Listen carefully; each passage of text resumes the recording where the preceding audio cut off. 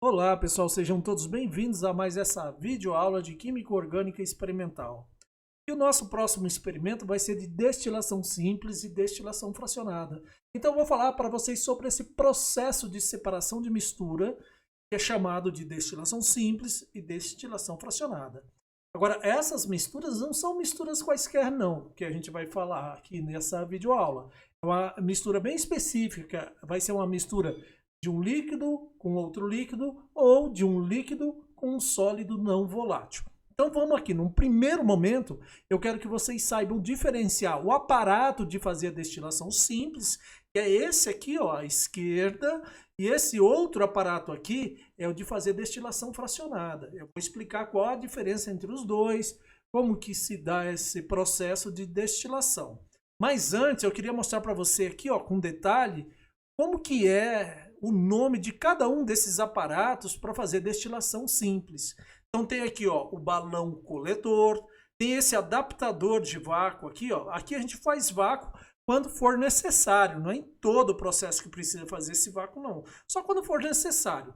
Mas isso aqui é um adaptador de vácuo, isso aqui, ó, é um condensador, aqui é colocado um termômetro, aqui, ó, chama-se cabeça de destilação. Todo esse aparato aqui, ó, chama-se cabeça de destilação.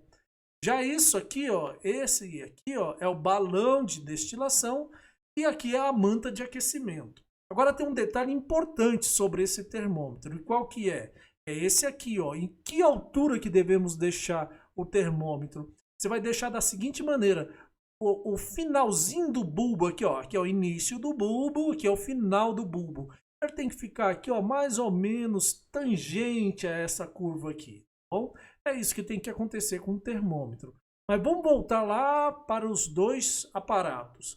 E o outro aparato que está aqui é esse aqui, o destilação fracionada. Eu chamo de aparato, se você quiser chegar e falar aí, o equipamento de destilação fracionada, também está certo, pode falar assim. Mas vamos falar sobre esse aparato aqui, de destilação fracionada. Veja que ele é muito parecido extremamente parecido, né, com destilação simples, por um detalhe, né, que tem essa coluna que é chamada coluna de Vigré. Mas tem aqui o balão coletor, tem um adaptador de vácuo, tem um condensador, tem um termômetro, tem a cabeça de destilação, tem a coluna de Vigré e tem esse balão de destilação além da manta de aquecimento. Aqui também o bulbo do termômetro tem que ficar naquela altura ali, né? O finalzinho dele tem que fazer tangente, tem que ficar tangente a essa curva aqui, tá bom? Agora um detalhe muito importante, mas extremamente importante lá no laboratório, é que essa parte aqui de baixo, aqui, ó, é a entrada de água. E aqui, ó, é a saída de água. Tem alguns condensadores que essa saída de água está aqui para o lado de cima. E é o ideal, tá bom? É ideal que fique aqui pro lado de cima. Mas essa figura aqui, eu só encontrei essa figura com essa parte aqui para baixo, então tudo bem. Muito bem, agora vamos falar sobre, novamente, né, sobre esse processo de destilação, só que agora eu vou detalhar para vocês como que acontece essa destilação simples, né? Então vem aqui, ó, aqui, tá vendo isso aqui? Aqui que é o processo de destilação simples. Deixa eu aproximar mais um pouquinho aqui, ó, do balão de destilação e mostrar para vocês. Então nós vamos ligar isso aqui lá na energia elétrica e o que vai acontecer? Vai acontecer um aquecimento. Quando estiver acontecendo esse aquecimento, o que vocês vão observar? Vocês vão observar a formação de vapores. Desse jeito aqui, ó. Formar esses vapores. Uma coisa muito importante que eu esqueci de falar para vocês, mas eu vou ter que falar agora, é o seguinte, que aqui no líquido a gente tem que colocar umas pedrinhas de ebulição, para que a ebulição não seja muito vigorosa. Se essa ebulição for muito vigorosa, pode estourar o sistema. Outra coisa muito importante é que essas pedrinhas de ebulição que a gente coloca aqui, elas têm que ser colocadas enquanto esse líquido estiver resfriado. Muito bem, e aí o que acontece? Então esses vapores vão subindo aqui, né? Vai subindo. Chega aqui, ó, nessa altura aqui, ó, a tendência deles é descer por aqui assim, ó. Igual eu tô mostrando aqui, ó, tá vendo? Desceu lá. E aí quando chega aqui no condensador, o que vai acontecer? Ele se liquefaz e começa a cair aqui, ó, tá vendo aqui? começa a pingar aqui. Vocês deverão observar, quando começar a gotejar aqui, vocês controlem essa temperatura aqui. Não deixe uma ebulição muito vigorosa. E o ideal é que aqui, ó, pingue no máximo 3 gotas por segundo. Assim, ó, muito no máximo mesmo. O ideal é de 1 a 2 gotas de gotejando por segundo, tá bom? Isso é por segundo, tá? Então, veja só. A destilação simples se processa dessa forma. Agora, em que caso que é indicada a destilação simples? Bom, é indicado quando tem 2 componentes, né? Se for 2 líquidos que apresentam uma temperatura de ebulição que são muito diferentes, mas assim, muito diferente mesmo. O recomendado é que seja assim, essa diferença acima de 100 graus Celsius. Por que disso? Mais na frente eu vou explicar para vocês. Ou quando se tratar de um sólido de elevada temperatura de fusão, solubilizado em um líquido. Bem? Então é isso que é recomendado para destilação simples. Mas vamos continuar, vamos falar agora sobre o quê? Vamos falar sobre a destilação fracionada. Vamos detalhar a destilação fracionada. E aqui está, né? Como eu tinha já mostrado para vocês, aí está o equipamento de destilação fracionada. Nunca esqueça que a entrada de água é aqui por baixo e a saída da água é ali por cima, que vem aqui para resfriar aqui o condensador. Agora, qual que é a diferença entre esse processo de destilação fracionada e a destilação simples no que diz respeito a esse aparato?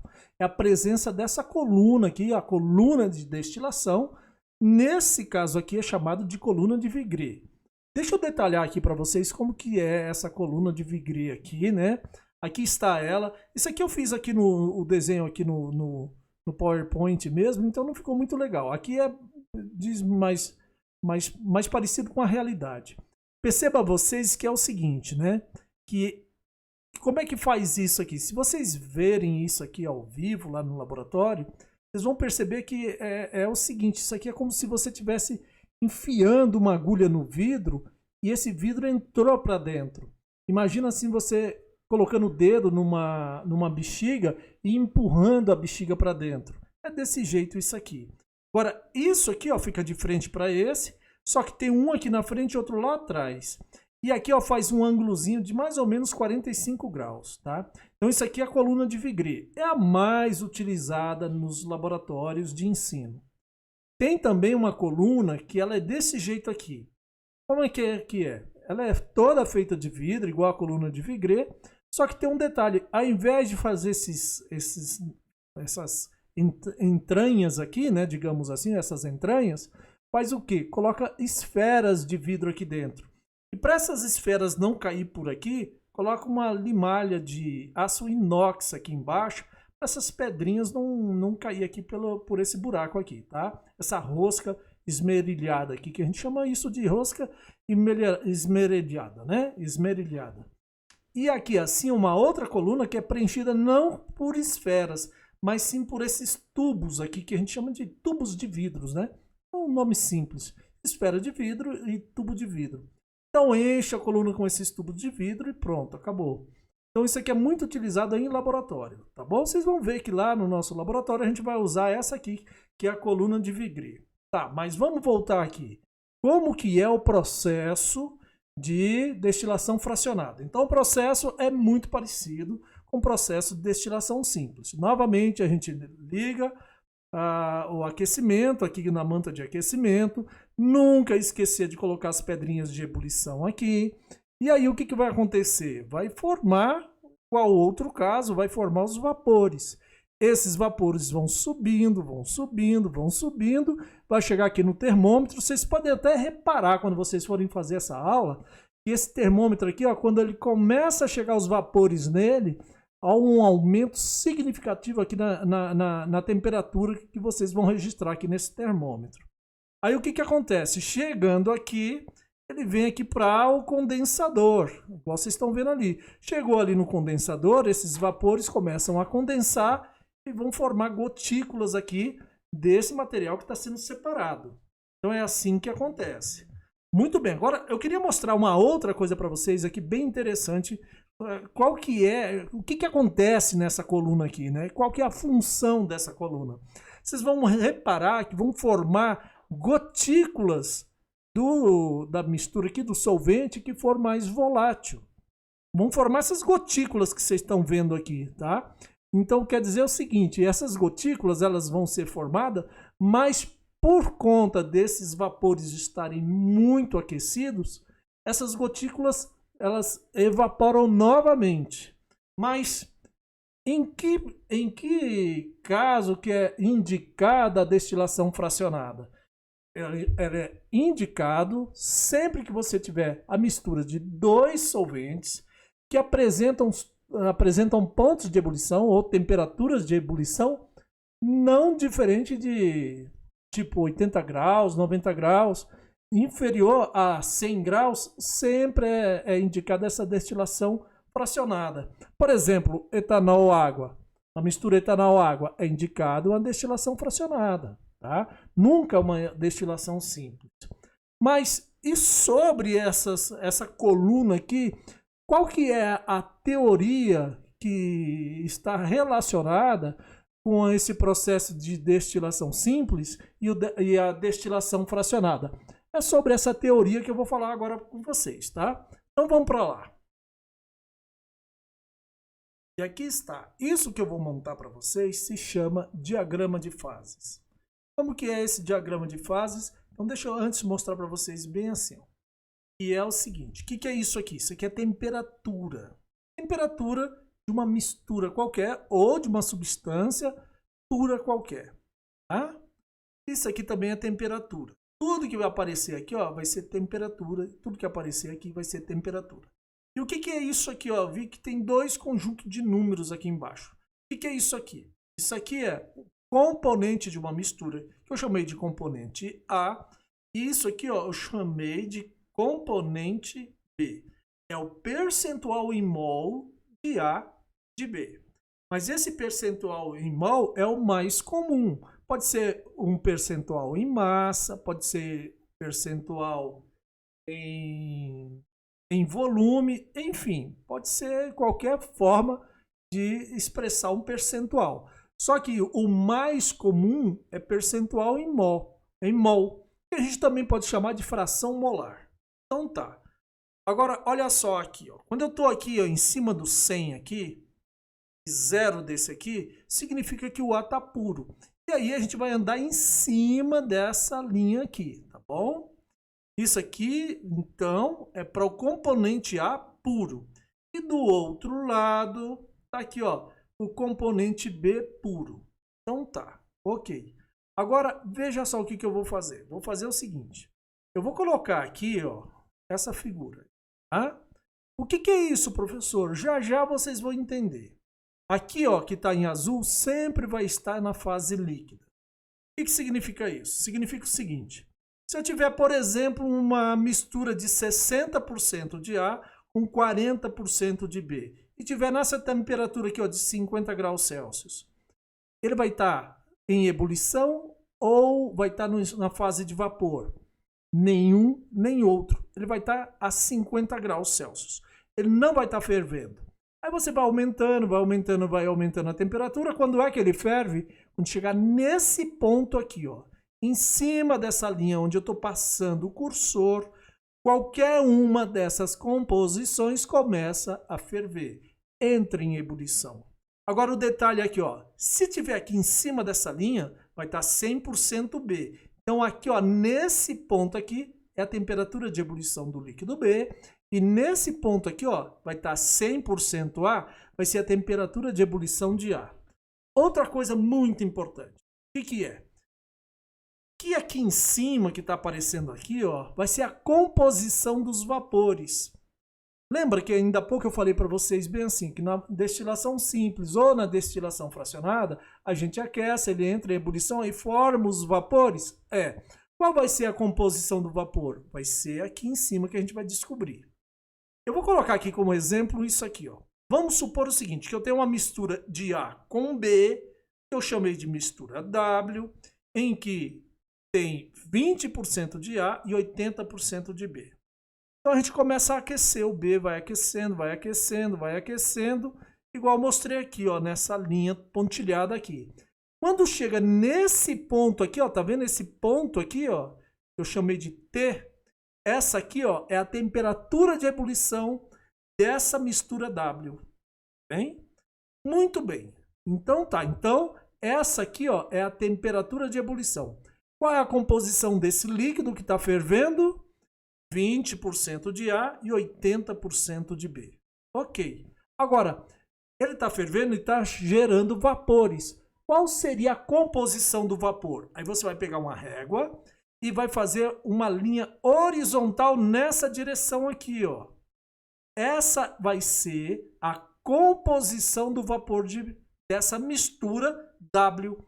E qual é essa composição desses vapores? Desses vapores aqui, ó. A composição vai ser essa aqui que eu chamei de Z. Então essa é a composição desses vapores. Compreenderam? Veja que o vapor, quando tem 20% de A e 80% de B, esses vapores é mais rico no componente A do que a solução original lá, que deu origem a esses vapores. É de se esperar. Ora, a temperatura de ebulição do componente A é mais baixa, significa que ele é mais volátil. Eu vou colocar aqui um outro exemplo para vocês para a gente detalhar melhor. Então tá aqui, ó, a mesma mistura A e B, tá? A aqui, ó, 100%, 80%, 60%, 40%, 20%, até chegar em zero. A mesma coisa aqui. Lembre-se, qualquer uma dessas temperaturas aqui abaixo dessa linha não vai estar em ebulição.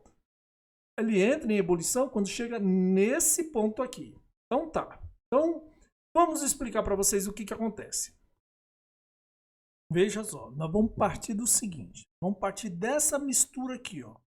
Aproximadamente aqui quanto? 7 de A e 93 de B.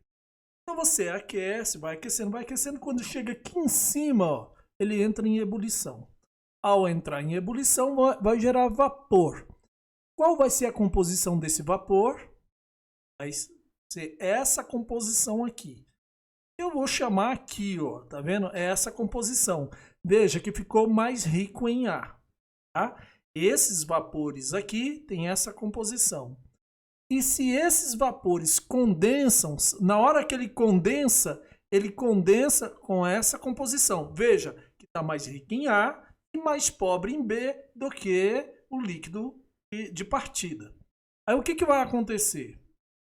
Eu posso fazer uma outra, veja bem, esses vapores chegaram aqui, condensaram, e agora eu posso fazer uma outra destilação. Se eu fizer uma outra destilação, quando chegar nesse ponto aqui, ó, eu pego e ando para cá, tá? Porque aqui ele se liquefez. Então a gente pega e faz o quê? Anda para cá, ó.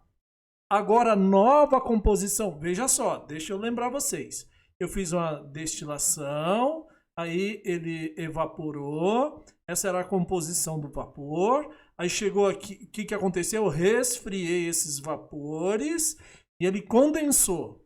Ao condensar, ele tinha essa composição. Aí eu pego essa amostra e evaporo novamente. Esses novos vapores terão essa composição aqui, ó. Tá vendo aqui? Essa composição. Então, evaporou, aqui evaporou, voltou, evaporou, voltou. Aí eu pego essa amostra aqui, ó, e vou evaporar novamente. Olha a nova composição. Então, se eu fizer 1, 2, 3 destilações, quanto maior o número de destilações, maior vai ser a pureza desse que é mais volátil. Aí, ó, se eu pegar aqui, ó, nessa composição, fizer de novo um resfriamento, esses vapores se tornar um líquido, esse líquido vai ter essa composição. Aí eu faço outra evaporação. Tá vendo que quanto maior o número de evaporações, mais pura vai ser a sua amostra obtida lá no final, a separação obtida? Pois é isso que acontece. Mas tem algum nome especial para isso? Tem sim. Então deixa eu mostrar aqui para vocês. Quem é que tem essa capacidade de pegar e evaporar, depois condensar, evaporar, condensar, evaporar, condensar, evaporar, condensar e assim por diante? Quem é que tem essa, quem é que consegue fazer isso? Essa coluna aqui, ó, que a gente chama de coluna de Vigreux ou a coluna de destilação. É essa coluna aqui que faz essas várias destilações. E como que a gente chama essas várias destilações? A gente chama de destilação fracionada. Tá? Então, olha só. Aqui, ó, tinha a concentração 1 que veio e se transformou na concentração 2.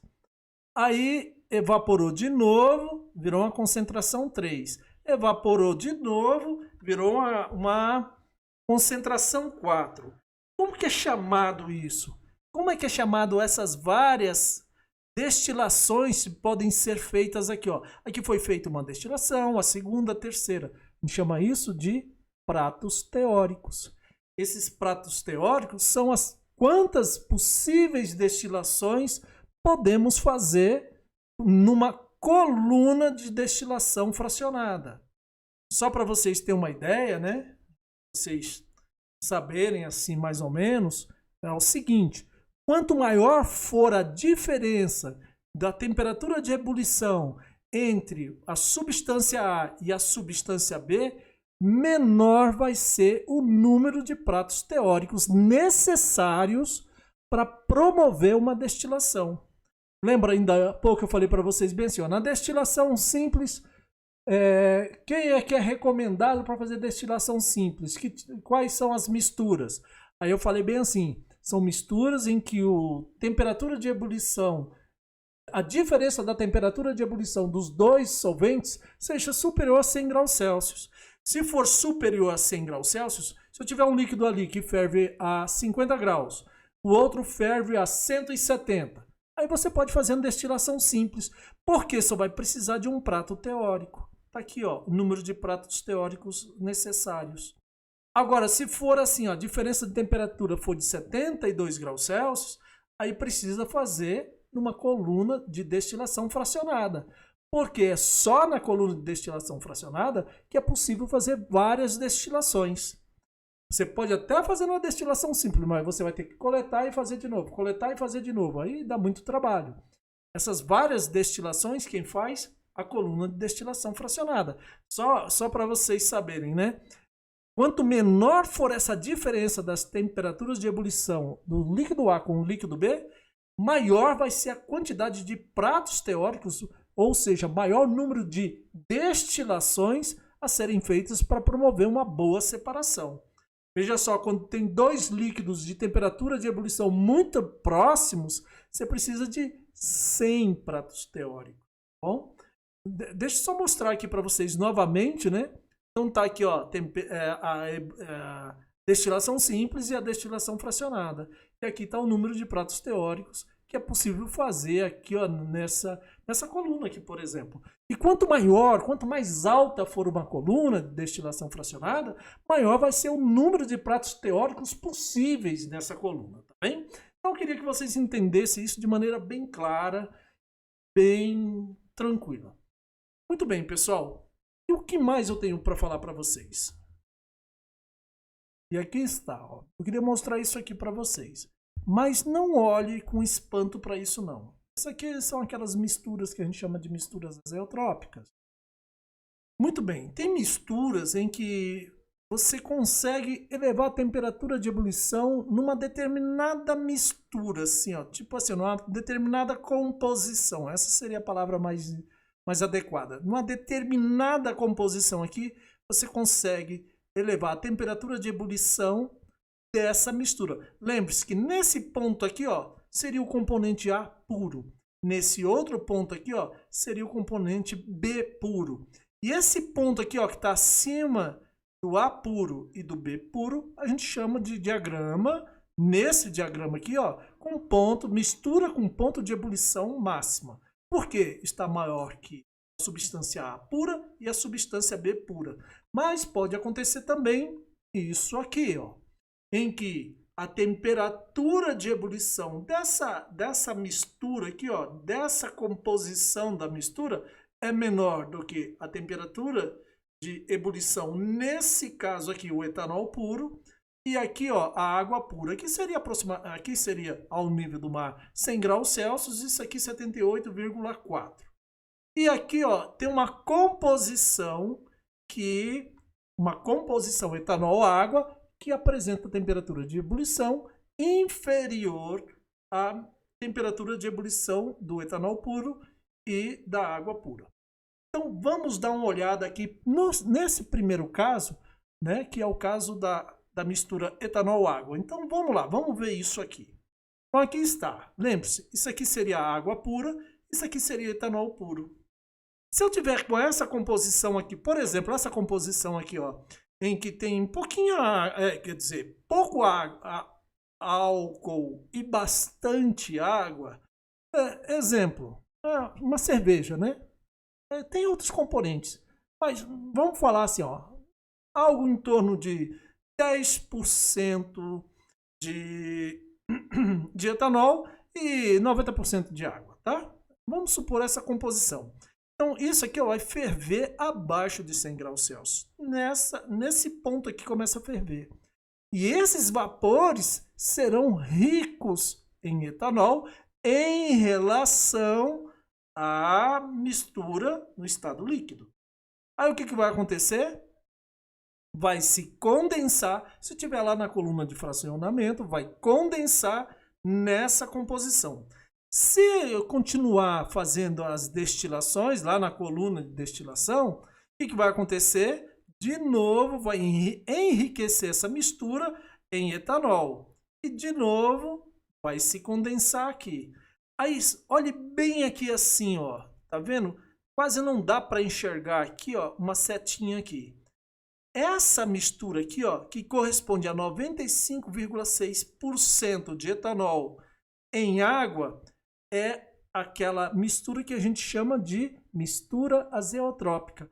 Agora percebam vocês que com essa composição aqui, ó, ele não anda nem para a direita nem para a esquerda, porque chegou num ponto de mínimo. O que significa isso? Significa que você não consegue separar mais o álcool da água por um processo de destilação, seja ele destilação simples ou destilação fracionada. Então, esse é o grande pulo do gato dessa aula aqui.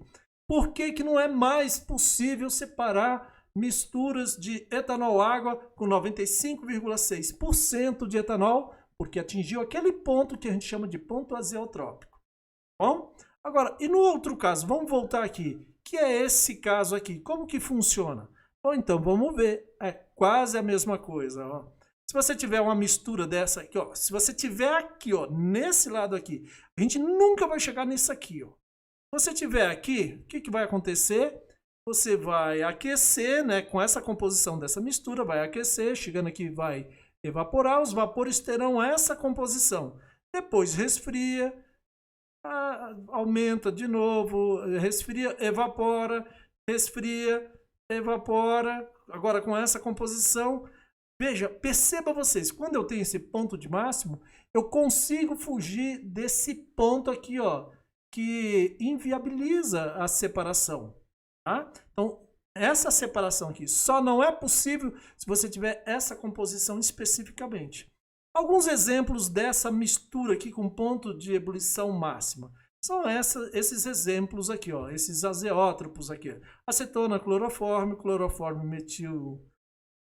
etilcetona, ácido hidroclórico, ácido acético com a mistura com dioxano e benzaldeído fenol. Muito bem, mas qual é o ponto desse azeótropo? 20% de acetona com 80% de cloroforme. Já isso aqui, ó, é 17% de cloroforme com 80% de metiletilcetona. Já nesse caso aqui, ó, ácido hidroclórico, é uma composição de ácido clorídrico de 20,2% e 79,8% de água.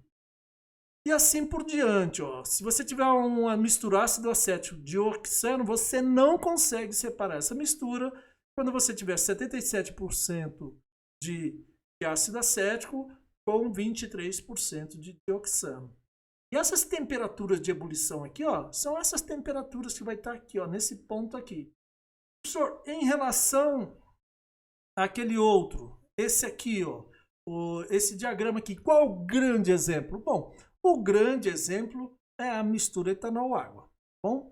Então é isso que eu queria falar com vocês, pessoal. Se vocês gostaram desse vídeo, vocês dê seu like aí, se inscreva aí no canal do professor. E no próximo vídeo eu vou falar sobre destilação por arraste de vapor. Ok? Então, até a próxima aula.